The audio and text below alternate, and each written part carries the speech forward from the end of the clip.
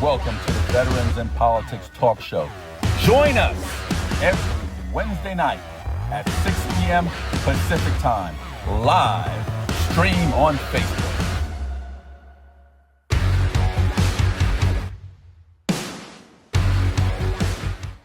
Folks, we're back. This is Steve Sanson, Stephanie Phillips with another episode of Veterans in Politics. We had just had a little minor earthquake here, folks. We'll be okay. It's only 4.5. Our guest today is Tighe Galvin, candidate for Nevada Assembly District number 21 and the chairman of the Libertarian Party. But before we get to our guest, Ms. Phillips. Thanks for joining us, everybody, and thank you to our sponsors. We have Jill Douglas, and she is running for Assembly District 37. Her website is jilldouglas.com, jilldouglas.com. And we also have Judge Jennifer Schwartz. She is running for re-election for Department 17. Her website is judgeschwartz.com, judgeschwartz.com. And we have Henderson's mayor, Michelle Romero. She's running for re-election. Her website is votemichelleromero.com, votemichelleromero.com. Get in touch with them and talk about their platforms. Also, don't forget to grab your copy of Steve's book, How to Navigate Nevada's Family Court System. If you are a family court litigant and you don't have an attorney and can't afford one, jump on Amazon and grab a copy of this book. It is $14.99. It's a self-help book, and it will help you navigate that system. Also, we have a merch store. It is VIPImerch.com, VIPImerch.com. There's all kinds of fun things there for you to check out. And also, we are wearing Becky Harris's t-shirt and her hat, and we personally endorsed Becky Harris last night for the Clark County Commission race, District F. And yes, go Becky. And if you are one of our endorsed candidates and we haven't worn your t-shirt yet, get us some t-shirts and we will wear it on the show and give you a shout out. Also, candidates, if you want to advertise on the show and put a yard sign up like what's up here, you can get in touch with me. And if you are the first one in your race to advertise, we will not advertise your opponent. I have a couple of rants. Forgive me. Yeah. But I'm sure you'll appreciate this, especially the first one. So everyone has seen the video of our governor being pulled over. Come on, man. Come on, man. Come on, man. I'm Steve Sanson. Come on, man. I mean, Joe. First of all, every cop in this state knows who you are. You did not have to say your name. Unless you want to get out of the ticket. Pretty much everyone would know who you are, but especially cops. You are a cop and you have been in the state forever. So having to announce your name, that was just completely embarrassing. Joe Weaver, I think you need to do ride-alongs with the governor, run some interference. And then for you to say, come on, man, when this sergeant is explaining to you why he pulled you over, he was very professional. Your response should have been, you should have shaken his hand and said, thanks for doing a great job. You're, keeping the community safe. I won't do that again. Please give me the ticket. I mean, you could have earned a vote right there, but you probably lost a vote and maybe many others because of this. And that attitude is really entitled. No one's above the law. All of us get tickets for whatever traffic violations we have. But anyway, that could have been handled a lot better. Rant number 2. The Nevada State Bar and the Nevada Judicial Discipline Commission. You guys, once again, are on the hot seat. This is so frustrating. To send in complaints. So Steve has sent in, let me start back here. He sent this complaint in on March 17th to the State Bar and the Judicial Discipline Commission. Their response was 3 months later. This particular candidate had lied on his filing application and said he had no discipline, but he did have discipline. He had a letter of reprimand. That is discipline. So that was called out to the State Bar and to the JDC. Neither one want to do anything about it. So when you lie on an official candidate filing document, they don't care. They didn't respond. They kicked the can down the road. I've talked about this before. Next complaint was this candidate was wearing a robe in his campaign materials, and he is not a sitting judge. What is he? Commissioner. Okay. So unless you are an elected judge, you cannot wear a robe, a judicial robe in your campaign materials, right? Mm-hmm. State Bar of Nevada. Go take your grievance to the JDC, the Judicial Discipline Commission. So you take it over to the JDC, and the JDC says, well, we don't have jurisdiction over candidates. We only have jurisdiction over judges. Remember that? So they don't do anything about it. Nevada's, State Bar doesn't do anything. JDC, they do nothing. So I guess everyone can break the rules and no one cares. Another one. So this particular candidate is a judicial candidate and a lawyer and is using the word best in the name of her company. Well, that's against the rules because you cannot use the word best. That's misleading. You are not the best, especially this particular attorney. And what does the State Bar do? Oh, take it to the Judicial Discipline Commission. They don't want to know anything about it. But these rules are they're set forth by the State Bar, right? Mm-hmm. Right? They don't want to know nothing about anyone breaking the rules or not being ethical. So you take it to the JDC. They don't want to know anything because she's not a judge yet. But they'll go after Michelle Fiore when she was a city councilwoman. Remember that? Oh, another complaint. Sorry, this is Sorry, Tom. Yeah. We'll spend some extra time. Another violation. You have to have paid for by disclosures at the bottom of your campaign commercials and all this stuff. No paid for by anywhere in this campaign commercial by this same attorney and judicial candidate that thinks she's the best and she's not. State Bar of Nevada don't want to know anything about campaign violations, and the JDC doesn't want to know anything about it either because, again, she's not a judge, out of their jurisdiction. Another complaint where she is this same person, same judicial candidate. She is threatening someone on social media, saying, should I look up your background again? What is she doing? Using the family court system computers to look up someone's background that's not a part of her case? There's some ethical issues right there. This one, we haven't received a response yet from the bar, but I bet you it's going to be the same thing. Kick the can down the road to the JDC, and the JDC doesn't have jurisdiction. So neither organization polices the attorneys or these candidates at all. They don't want to know anything about anyone violating ethical rules or rules, period. So why do we have the State Bar? Why do we have the JDC? Who's overseeing these candidates and attorneys if they don't have to follow rules? Okay. Did I cover it all? Yeah, no, you're right. It's so frustrating. It's absolutely discouraging because they tell you that right? they say when you're an attorney, if you have a complaint, file it with the State Bar.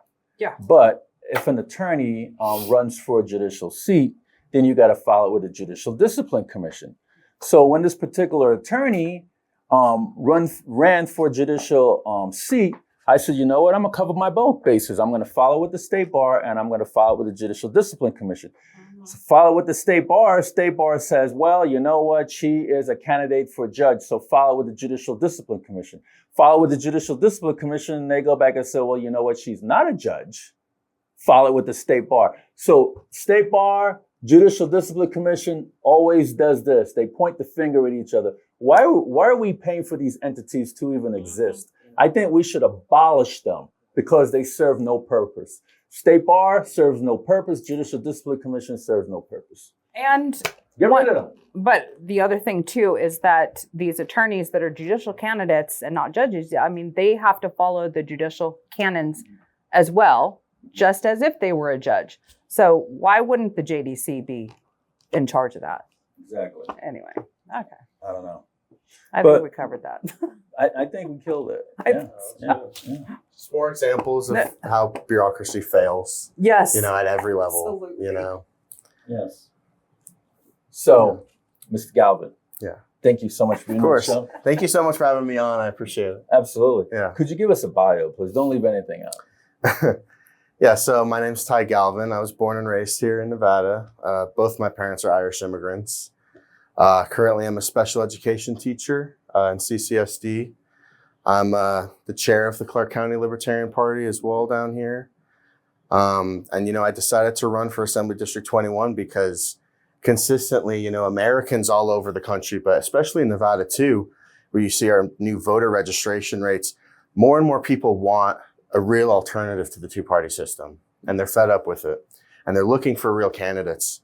And so that's why I decided to run. And we have a lot of great Libertarian candidates as well that are running across the state this time. Because we need to do a better job of providing that real choice, an alternative to the voters that they're constantly seeking. Both of my opponents, and we can talk more about them, but, they're not doing their jobs. They're not following through with the people. I've challenged both of them to debate. They constantly reject me. Patsy Carvalho, she committed to debate me at one point, and then she didn't show up at the Gen Z Coalition forum. Elaine Marzola, she has such a sketchy background and all of that. So I had to run to provide a real choice for Nevada Assembly District 21. Like one is scared and one is entitled. 100%. I mean, it's kind of the two sides of the two-party coin. Like it's a perfect race really to show the example of it. Because you have Elaine Marzola, she's the total system candidate. She's the Speaker pro tempore of the Nevada Assembly, leader of the Democratic Caucus. And if you look at her contributions, it's all mining companies, pharmaceutical companies like Pfizer, big casino companies, things like that. And if you look at her expenses, she's spending these campaign contributions on sushi dinners, coffees every day, all that kind of stuff. And look, I understand it might be legal, whatever, but I mean, is that really an appropriate use of campaign funds? They got it fed. And she's a lawyer. Yeah. And so it's ridiculous. And she's just plugged into that system. Patsy Carvalho, she kind of came out of nowhere. I was hoping that the Republicans would. I tried to talk to, the chair of the Clark County Republican Party, Jill, to see if we could organize and maybe, not waste resources in Assembly District 21 if you're a Republican Party, because I could have gone straight up against Elaine. I don't know what happened there. Patsy Carvalho, there's no real platform there. Some people run just to run. And that's exactly what's going on here. And, I don't want to get too personal or whatever and talk too much about them, but it's just a perfect example of where our politics is in this country and where our governance is. And it's unfortunate that, I have to fight such an uphill battle as somebody who's actually from this community, against these people that I obviously think haven't shown that they care enough about, the district, about the race. District all your life. Yeah. Yeah, so I was born and raised in Las Vegas, but I kind of moved around. I used to live in Southern Highlands as a kid. I did live in Ireland for a short time when I was a toddler, but I've lived in 21 the past 17 years, and I'm 25 now. 20? Give us the boundaries, kind of. So it's kind of like Green Valley, Henderson, kind of Green Valley North. Okay. So it's kind of like Pecos and Windmill, Robindale, down to like the district in Green Valley, if you know where that is. Yep. Yeah. So you're actually doing the same thing Jill Douglas is doing, because she's the chairman of the Clark County Republican Party running for an assembly seat. Sure. And you're the chairman of the Libertarian Party of Clark County running for an assembly seat. No. How does that feel to juggle the two? I feel like it was a great opportunity. I mean, I love doing it, honestly. I mean, I feel like I love serving the community and being involved in the party and doing all of that activism. And I feel like it's so critical right now. And I love being involved with all the other Libertarian candidates because I think we have a great slate. I know Stephen Barella came on here and he got your guys' endorsement. He's a great candidate. He's a great guy. And we have a lot of other great candidates. Brett Pajunas, the former chair of the yeah, that was a little before one of my bros. That was a little before my time, yeah. But I've heard that we had an office at that time. I've heard a lot of things about that time. Yeah. Huh? You don't have an office? We don't have a What, you out of permanent a one TP? right now. What are you Permanent doing? one. No. I mean, RV? we don't. No. I mean, you know, we're grassroots, man. We're They make grassroots. You know. donations, Yes, people. absolutely. You're Got sure. LP Nevada, lpnevada.org. You know, give us a Say it hand. again. What is it? lpnevada.org. Okay. Are you sharing a lpnevada.org. tunnel with the No. homeless Well, down there? or listen. I mean, we're not about wasting our funds and donations. You know, we have to be very good with where we spend money because we don't get all these special interest donations and big corporate donations, and we're not offering what? Why is to. that? Why don't you do that? Well, we don't offer them any service. You know, we're not going to go into government and do what they say. You know, we're very clear about our positions about limiting government, about getting government out of the economy. And so, you know, we have nothing to offer them. And, you know, they're not going to be able to buy a Libertarian candidate. And so that's why it's hard coming as a third party, you know, against these two parties that constantly have that money flow and have these war chests that you're just sharing across with each other. But you have some great Libertarian presidential candidates out there. I think so too. Yeah, they've raised. I don't know if they raised. I think they raised millions of dollars. 100%. Yeah, 100%. And so there's an interest, there's an appetite for it. I think, you know, a lot of the times those presidential candidates, you know, being under such media scrutiny, like Gary Johnson is a great example where he was running. Okay, perfect. And he's a great guy. And I like Gary Johnson. He gets a lot of hate from the Libertarian Party these days, but I like him. And it's bad when your own team is ganging up against you, right? well, you know, and that's a problem too, being from like a small party as well. You get that a lot, kind of, you know. Oh, it happens in all parties. Of course it does. Of course it does. But, you know, when you have also, we have a convention system still where every voter is a delegate. You know, so every voter that comes to our convention, they have just as much of a vote in the convention as me, as the chair. You know, so there's a lot less consolidation of teams in that respect, you know. But yeah, no. Explain to people what a libertarian is. What do you guys believe in? What is the main focus of your party? I would say that a libertarian just believes that you should be able to live your life the way you want to live it, as long as it doesn't infringe on anybody else's right to do the same. And you have a lot of different people that come up with like the non-aggression principle and stuff like that, and different ways of defining that. And of course, there's no, you know, easy answer that defines all of libertarianism. But ultimately, as a libertarian candidate, our job is to limit the size and scope of intrusive government. So we all see, especially our federal government, has massively overgrown, and it's taking so many jobs away from the state governments that the state and local governments are supposed to be doing. And, you know, we see it with the debt, we see it with the Federal Reserve, we see it with, you know, the constant wars that are going on in this country. And, you know, I think it's time that we start limiting the federal government, which is what the Constitution was enabled to do. You know, the Constitution is supposed to have a limited federal government. And it's gone so much beyond that. So as a special education teacher, what changes would you make to improve Nevada's public schools?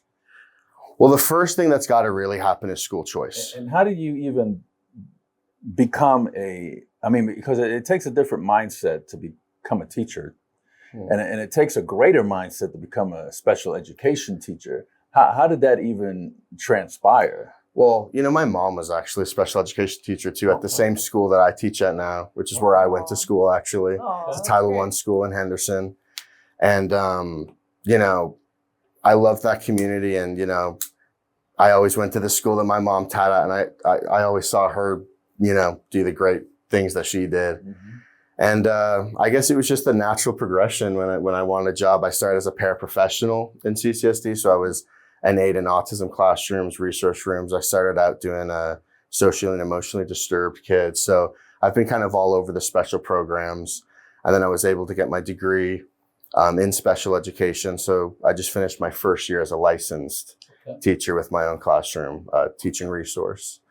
So you want to pull a Ruben da Silva? you know. Kids out there protesting. No. Him being a teacher and in the assembly, yeah. I think we need more teacher voices in the assembly, especially people that are.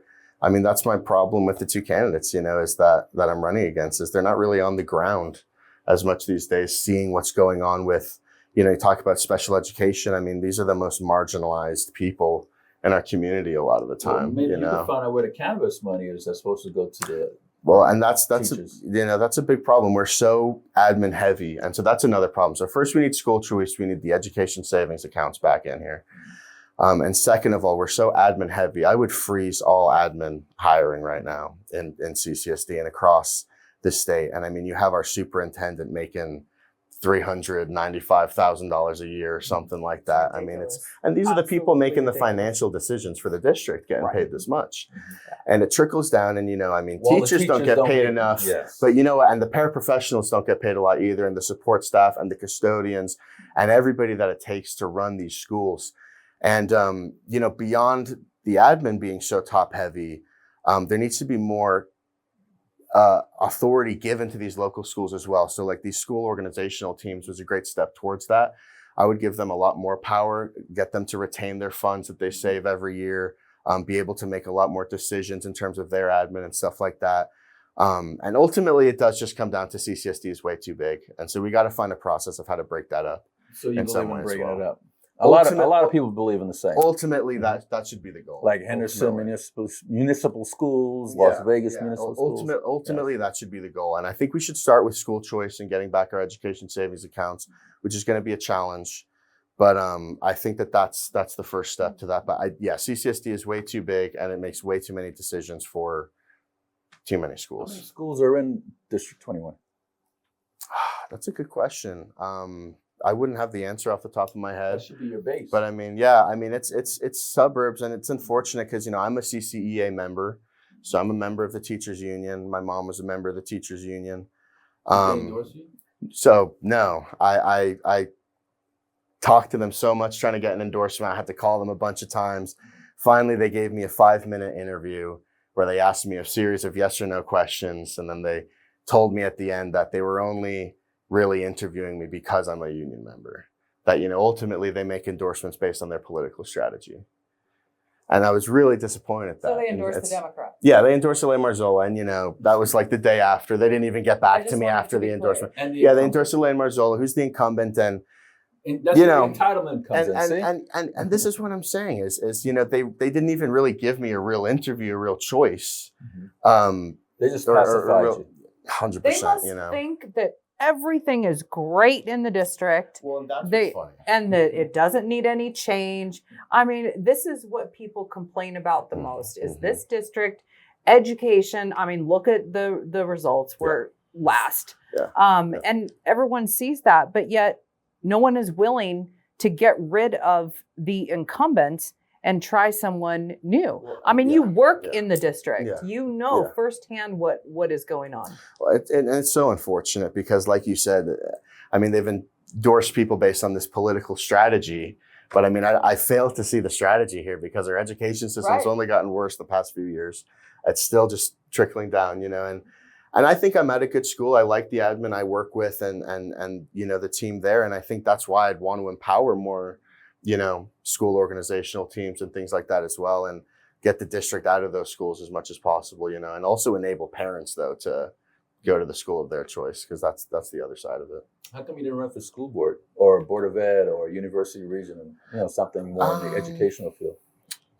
That's, I don't know. I felt like running for the Nevada Assembly was the right choice this time. I feel like that's a good race. I feel like it's important to stand against the two parties in this race. And so, Oh, okay. Do you have any BDRs that you know what a BDR is, right? No, explain. Okay. It's a BDR. It's a BDR. It's a BDR. Bill draft request, and you get 5 as when you come in there, each legislator. And that is, so have you written any bills that you would like to sponsor up there? My main one that I've written, and I actually proposed it a few years ago. I tried to get in touch with Elaine Marzola's office to see if she'd work with me on it. And I messaged every legislator as well, but it's a Defend the Guard bill. Actually, I don't know if you guys would find that interesting, to make it so that the Nevada National Guard can't be deployed in federal conflicts if they're not constitutionally approved by Congress, which is what our Constitution mandates.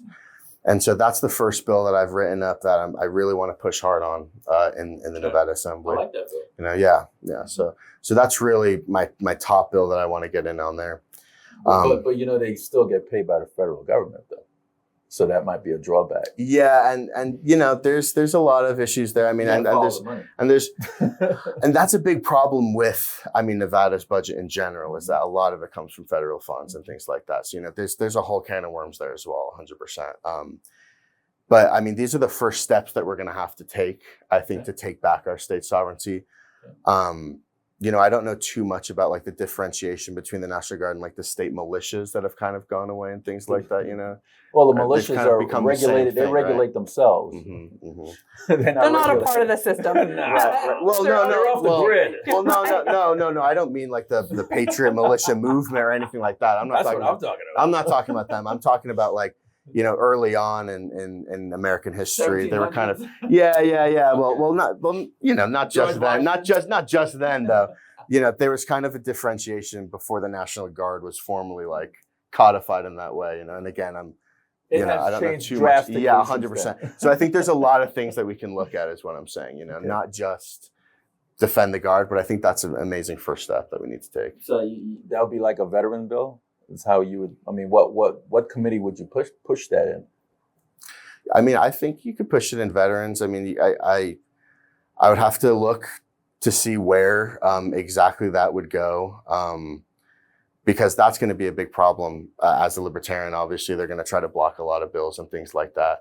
But I still think it's important to have a libertarian voice in there, because we can hold, say, the Democrats accountable, because this is something that they talk about all the time, is, ending wars and things like that. And it's something that they never follow through on. So even if I'm not able to propose and push that bill myself, which is going to be unlikely, because I'm not going to caucus with the Republicans or Democrat if I am elected, I think it's possible that I'm going to be able to hold the Democrats more accountable for their side. And I'm going to be able to hold Republicans accountable in there too, because a lot of them don't hold themselves accountable either. So out of 42 seats, assembly seats, how many you think are independent? Well, there's none. It's all Republican and Democrat. And you alone, the sole independent guy, is going to hold the Democrats and the Republicans, both of them accountable. 100%. I like to see that. Because if I'm elected, because look, if I'm elected, I'm not bound to their committees. I'm not bound to things like that. And Nevada is going to be able to have a libertarian candidate that they're going to be able to take more seriously, which I think is the Libertarian Party's problem.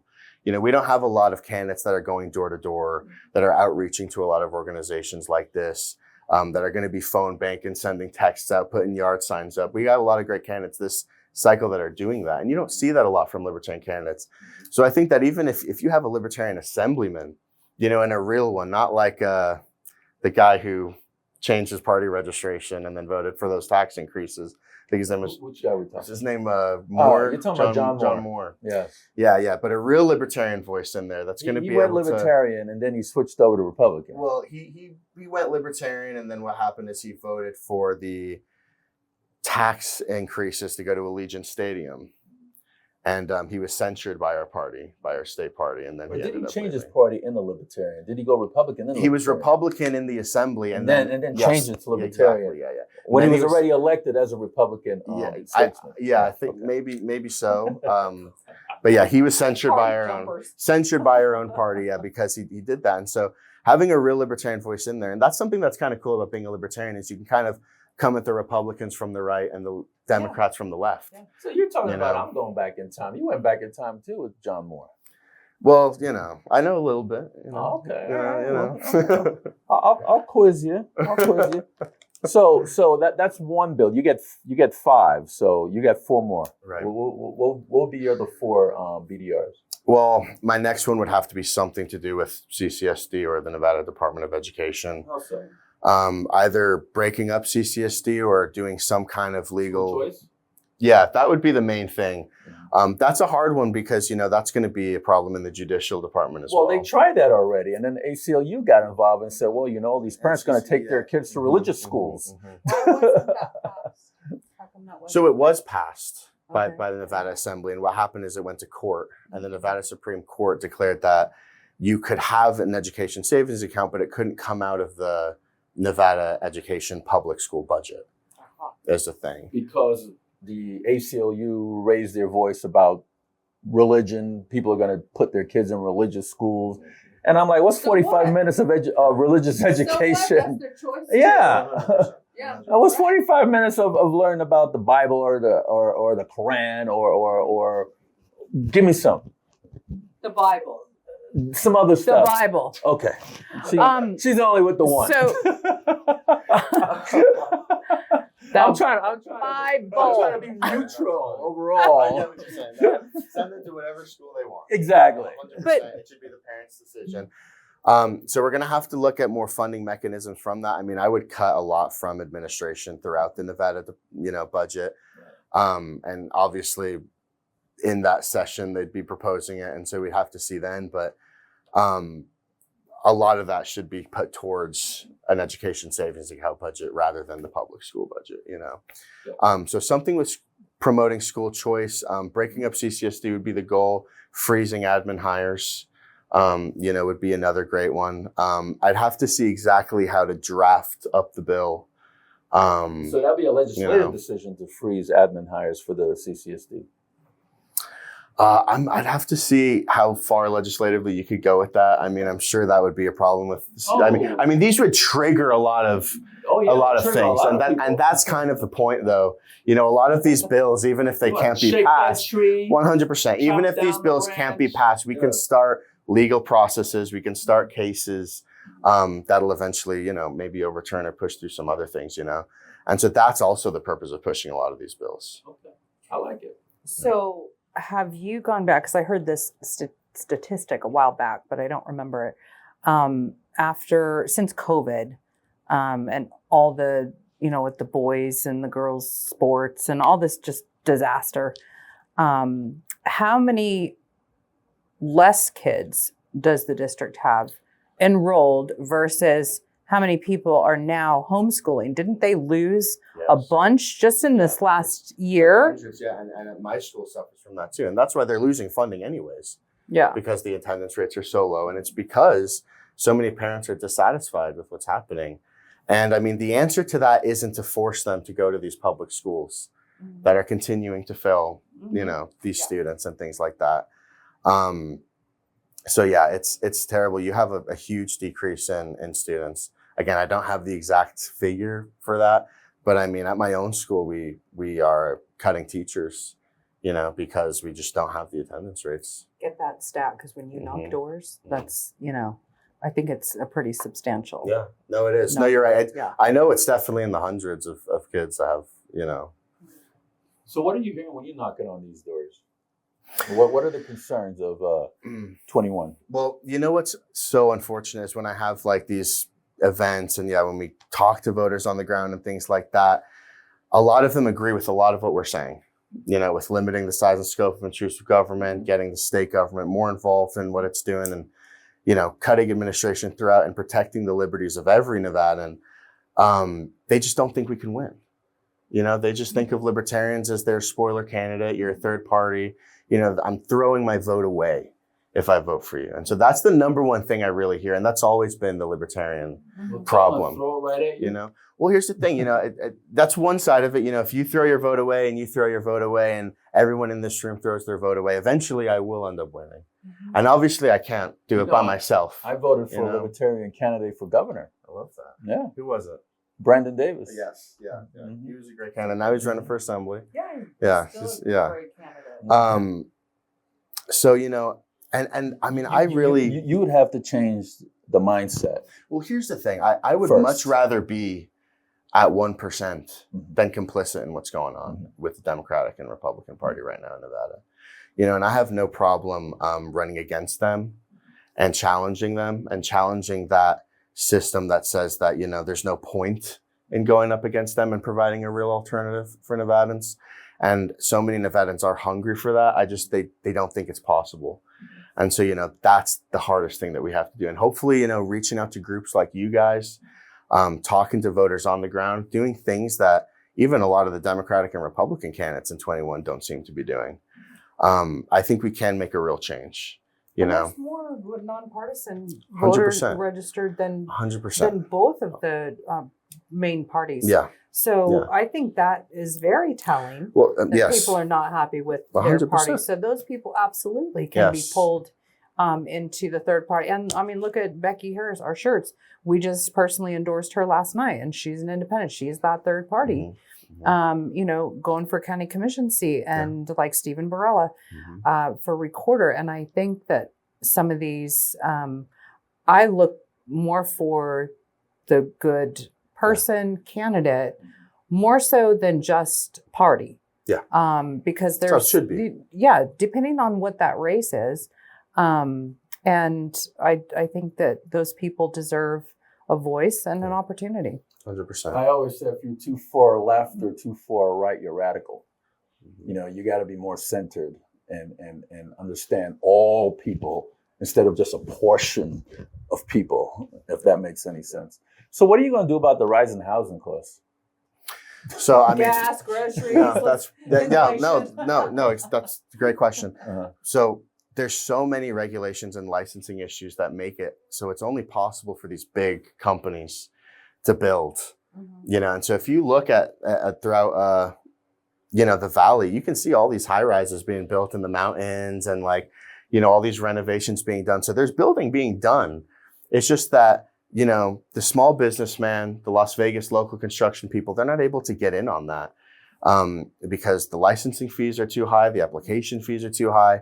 And not only that, but now when we have these deals, like, you know, we have the A Stadium coming in now, you know, they're awarded contracts based on, you know, legislative decisions and things like that. So I would really like to see us open up more of our housing market, to see more kinds of buildings allowed. I would deregulate that in any way that I could. You know, there's, you know, requirements on having, you know, certain parking, you know, and things like that, and zoning and stuff like that, that I would really tackle and loosen up so that people can build more. I think that's huge. The Nevada Property Rights Alliance does a lot of great work on this as well. Shout out to them. You know, there's a lot of zoning and regulation laws that just make it impossible for a lot of these small businesses and small developers to actually get in there, you know. And it's unfortunate because, you know, even me, you know, it's growing up in Las Vegas, it's a struggle to save up and get a house here. You know, it's impossible. I think the average home buyer in America, the age is like 56 now, you know, something like that, you know, and it's super unfortunate, you know. Well, we keep building and we keep, you know, getting bigger, but our water keeps going down and down and down. How is the legislature? How would you be involved in that discussion as far as the water? Is there anything? Do you have any powers in the legislature for that? So I would see if we could renegotiate the compact, you know, that we have with the states around us, which was negotiated in the early 1900s when we had a fraction of our population, and we have the same, you know, percentage that we get now, which is like, it's like 13% or something like that. It's something tiny, you know. And a lot of this is because, you know, we get our energy from other states too. And so, you know, we have to kind of siphon off our water to them in exchange for this. And so we don't actually end up getting to use a lot of our own water. And so part of that too is opening up our energy market as well, you know, back up to solar. I would love to break up the toxic relationship that the state has with Nevada Energy. Their monopoly has been disastrous, I think, for Nevadans. And I think that once we are able to do that, I think we need to start renegotiating, you know, the compacting contracts that we have so that we can hold on to a lot more of our water. And I would also open up like well rights and things like that to ranchers and things like that, which isn't the fix all, but, you know, making it more easy for people to have their own water on their own land and stuff, because they're restricted now from doing that. So that's a state thing you can do? I thought it's not a federal, our federal delegation would have to. I'm sure that at this point, something would be, some federal body would probably get involved, but I'm pretty sure it's negotiated between states. That was the compact, was negotiated between states. Earlier, you mentioned individual liberty when we were talking about the Libertarian Party. Yeah. What does that look like to you? And how do you balance public safety with individual liberty? So I think that if there's no victim, I don't see a crime. So, you know, they're all victimless crimes. Like what? What would you say? maybe legally defined as crimes. Like, yeah. But I don't think that, I think we should be focusing our policing resources on where there's victims involved and when there's violence involved. So I think that's where public safety needs to be focused towards, is when there's victims involved. I think too often they're wasted when there's not. You want me to give you a victim less crime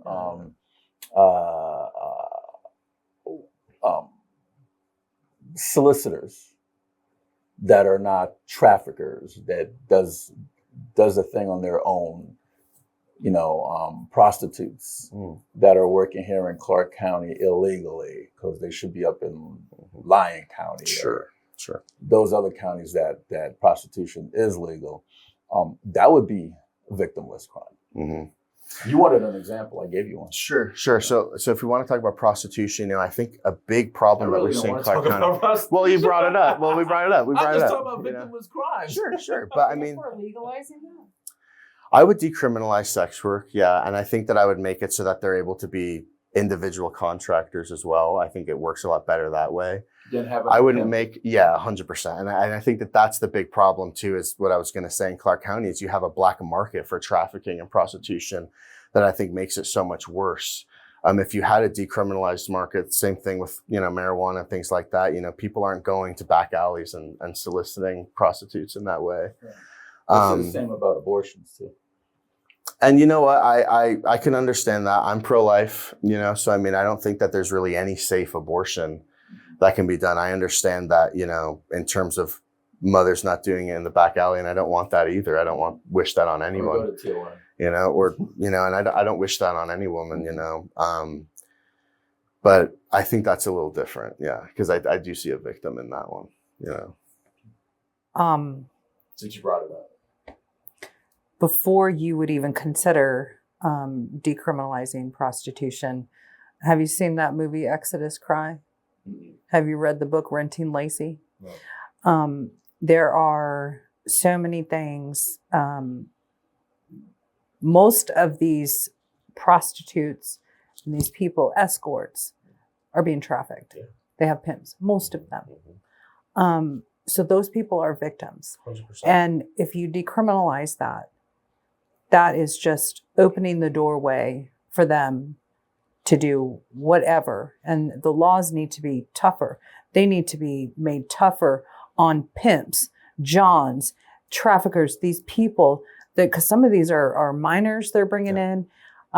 That problem is so horrific and so horrendous. And so many people look the other way because they want this here. They want it done at the casinos. They want it for all these sport groups that come in, and F1 and fights and all of this, and it is horrific. That would hurt these people and these women. So before you even think about that, I would do some more education on trafficking and what really happens in our city. I agree with you that we should go out. All those groups of people that you mentioned, there's making victims, they should be prosecuted. They should go after 100%. I think a big parallel to this is also like in drug issues of the country where, a lot of these prostitutes, they're not able to really come forward. They're afraid of being charged themselves and things like that. And so that's what I want to stop. I want to make it not a criminal issue for the prostitutes. If they're being pimped out and all of these people, they're the ones that should be charged, not the prostitutes. But they're not. The stat that came out I think in that movie, it was in 24, or I forget now, like 2,400 of the prostitutes were arrested. Guess how many Johns? 56. Sure. Yeah. That is. And so do you think those prostitutes should be arrested?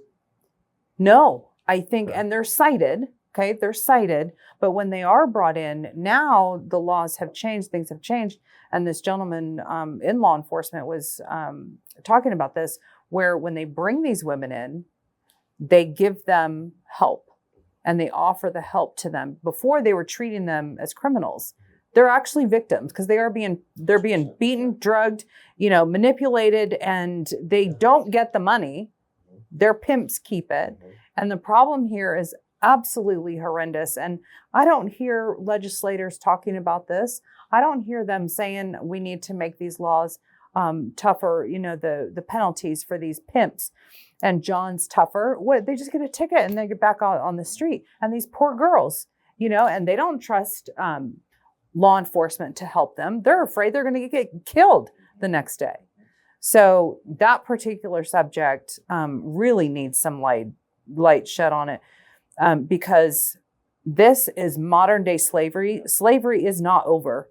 It is not by far, because these poor women and girls are slaves to these pimps.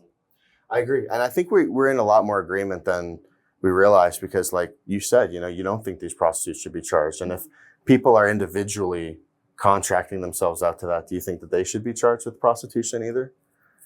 If they're in charge doing themselves, yeah, it's against the law. It's against the law. So they should be charged as well. They can go hop over in Nye County and go do it legally. Okay. If they're doing it of their own will. But most of these people will 100%. not tell you, 100%. because they are afraid of being killed or beaten.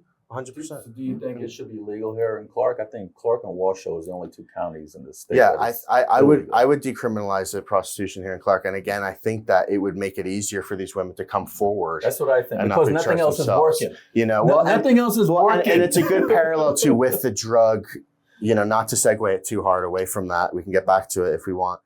But, when it comes to drugs, it's the same thing. We have such a drug epidemic in this country. And, when you hear libertarians talk about, and, this is part of the problem with the libertarians too, is a lot of them will want to be provocative and, stand on the principles hard and say, we want to legalize heroin, and that's what they run with. And here's the thing.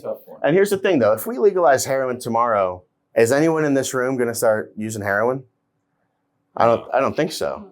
So what's going to happen is all of these people, and when you look at countries like Portugal and Italy that have decriminalized, Amsterdam, that have decriminalized a lot of these drug use, you actually see drug use go down. Because a lot of these addicts, they're not, pushed to the fringe of society. It's treated as a health issue, not a criminal issue. And that's how I want to treat a lot of issues, not from a point of punishing and, penalizing. I think it should be from, a stance of rehabilitation, or if they're people that are like pimps and have victims, that's the crime that we need to go after, not people that are using drugs and things like that. And a lot of the prison system are privatized, and America has the most people incarcerated in any country in the world. And Nevada, is one of the worst states with that as well. We were just doing, an infographic on this for the campaign that 74% of people in Nevada jails haven't even been charged or haven't even been gone to court, convicted. Not charged, convicted. Yes, hasn't been even convicted. So their civil rights have been trampled on. 100%. 100%. So what distinguishes you from both the Democrats and the Republican candidate? I think fundamentally it's that I'm a real choice for the district. I'm not bought by anybody, and I'm not going to just listen to a party boss or, I write my own platform. I'm a teacher in my district. I know what's going on in my community. So many of our politicians are far removed. And the truth is, if you're Republican and if you get in, you're just going to go along with whatever Joe Lombardo tells you how to vote. If you're a Democrat and you get in, you're just going to be listening to how your party boss is telling you how to vote. With a Libertarian candidate, you don't have that. You have somebody that you actually know where I stand. If you read my website, tigefornevada.com, you can see all the issues that I wrote out, and I'm going to stick by that, because I'm not bought and paid for. So how does your principles as a libertarian apply to issues like healthcare and transportation? I think a lot of it has to do with opening up these markets, making it easier for more companies to come in and provide. Like, with transportation, I think Uber was a great thing, to come out. And I think the model of the future should be, and this is a Gary Johnson line, it should be Uber everything. Uber lawyer, Uber doctor, Uber Eats, exactly. And Uber Medicare, 100% Uber doctor. People should be able to offer 100%. People should be able to offer their services. Traffic goes down. As people should be able to offer their services for as cheaply as they can, without government getting in the way of that. And so I would tackle all of those issues in that way. So how should voters believe a libertarian can be effective in a legislature dominated by Democrats or Republicans? like you said, there is no libertarian or independent right. candidate for that matter. Right. And I wouldn't caucus, and I would not caucus with the Republicans or Democrats. But like we were saying earlier, I actually think it puts me in a unique position of leverage because I'll be able to hold them accountable, and I'll be able to prove that libertarians can win these kinds of seats. And media will be all over you 100%. for one. And across the country, libertarians won 2/3 of their elections last cycle because a lot of these local races, libertarians actually do well in. And we haven't seen that in Nevada, recently. They have a strong but I think it's seats. That's it's tough out here. It's really corrupt, and it's unfortunate. And I think that's as well why having an independent voice in the legislature will be really hard on them because I'll be able to call them out and hold them to that in these votes. And what do you mean by really corrupt? Well, so many of our parties and candidates are bought and paid for by special interests, and they're voting based on how their lobbyists are telling them how to vote, and they really don't stand for anything, and so they fall for everything. With a bit of money, that's all it takes. That's all it takes. We have seen where you have been at campaign events where this one particular congressional candidate, Rhonda Kennedy, was speaking to me down to you, was being dismissive. Do you get that from people because you're young? Because I thought when I heard that you spoke very well, you were a professional, and some of the things that she was saying to you, I thought were extremely disrespectful, not only to you, but to veterans. She's a soldier in the courtroom. Yeah. There are no bullets flying in the courtroom, Rhonda Kennedy. Didn't she say No bullets flying in the courtroom. No, that was the whole quote was, Right, I forget the she, exact. there's two types of soldiers. The one on the battlefield and the one in the No, courtroom. you're not a So soldier. she's not a soldier. No, but the analogy $400 an hour. it didn't land. That was completely tone deaf and just a terrible thing to say. But the interaction, do you run into that often? And what happened up there? That was in Mesquite, is that right? Yeah, that was in Mesquite actually, and I appreciate that too. We do run into that a lot, and I think especially coming from candidates like Rhonda that are kind of, Is 21 up in Mesquite? backed by, No, it's not. You were there as a I was libertarian. I was there, yeah, with the Clark County Libertarian Party. We were there, canvassing for a lot of our great candidates.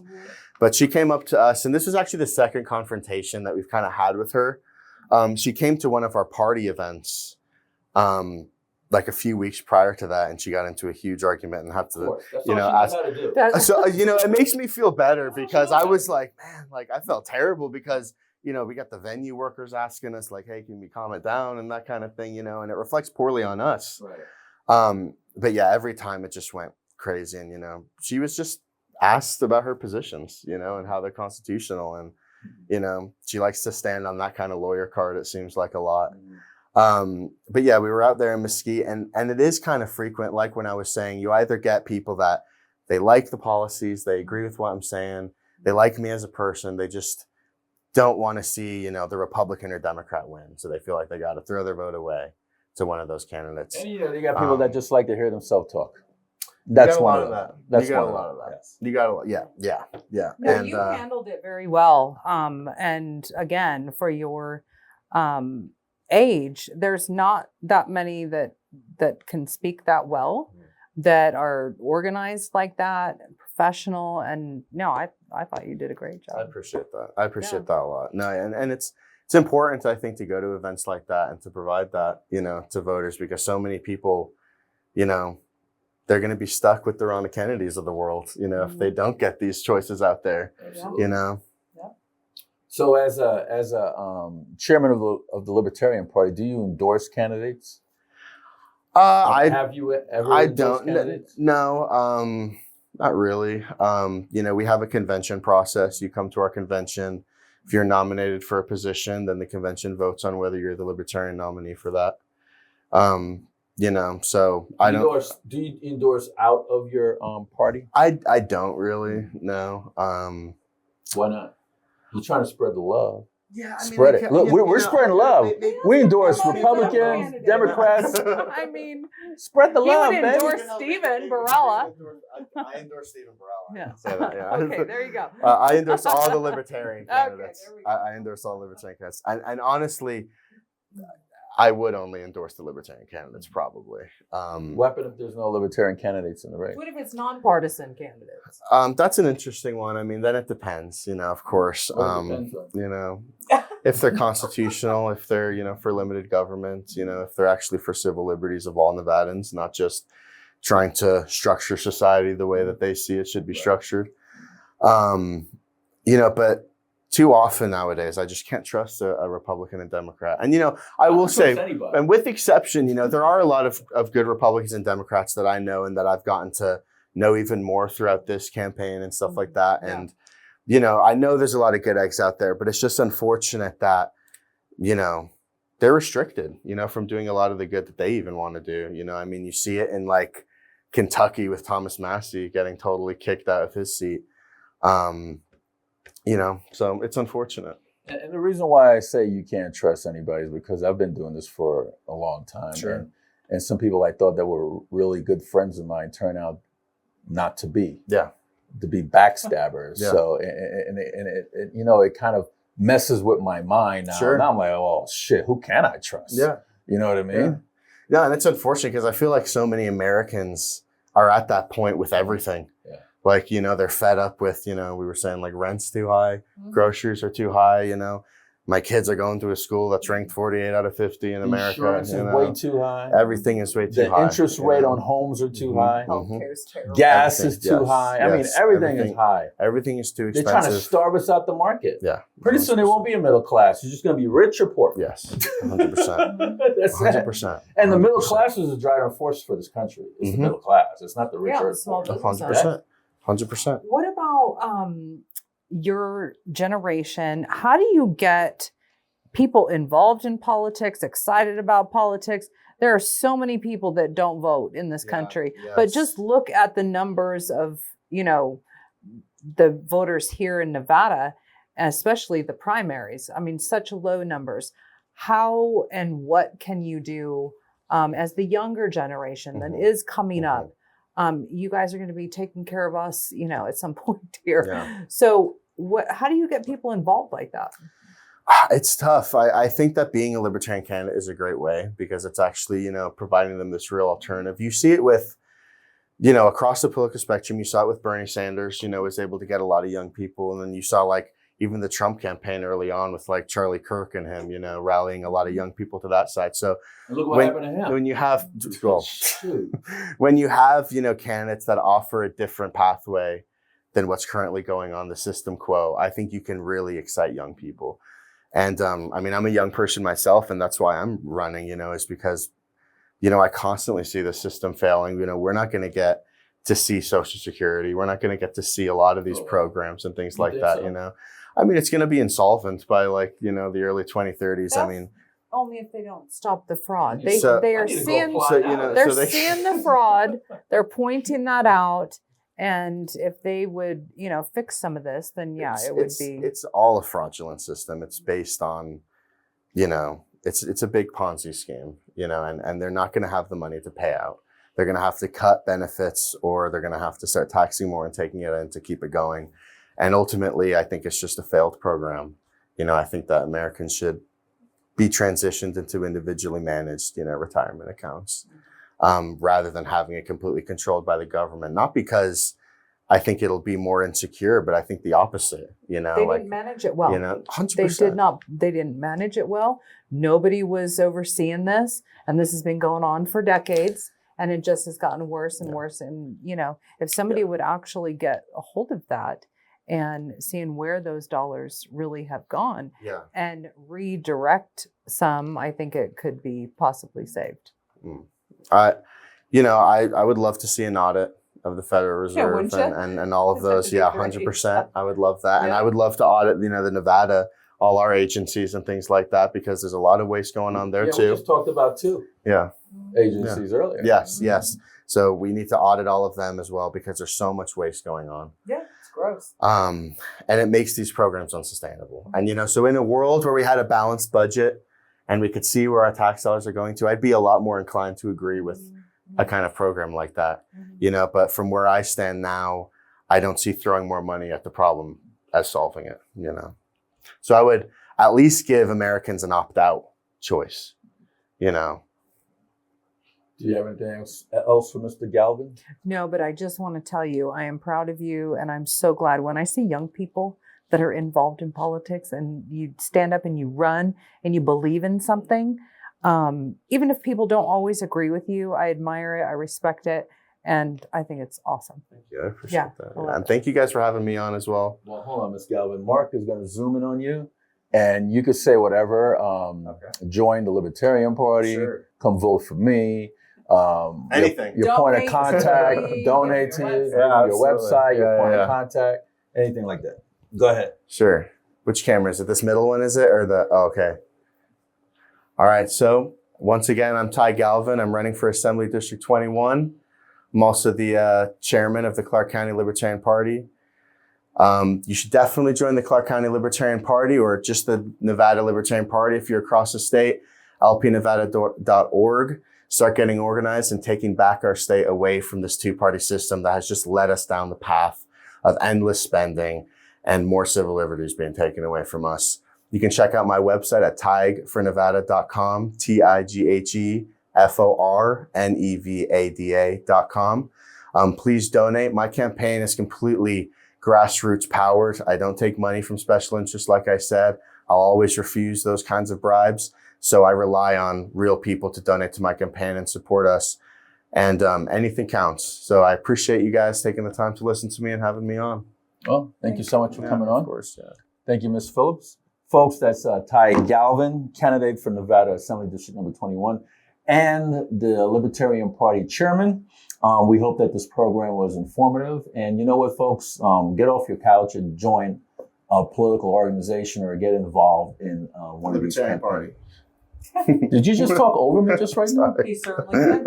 Or get involved in something? That's a libertarian I have for to you. get it in. Did you just talk Yes, over I me? did. Yeah, I believe in Uprising. liberties. You got a Libertarian and a Republican. If there was a Democrat here, the Democrat would not speak over me. This is Steve Sanson, Stephanie Phillips with Veterans in Politics. Until next time. Join us every Wednesday night at 6 p.m. Pacific Time, live stream on Facebook.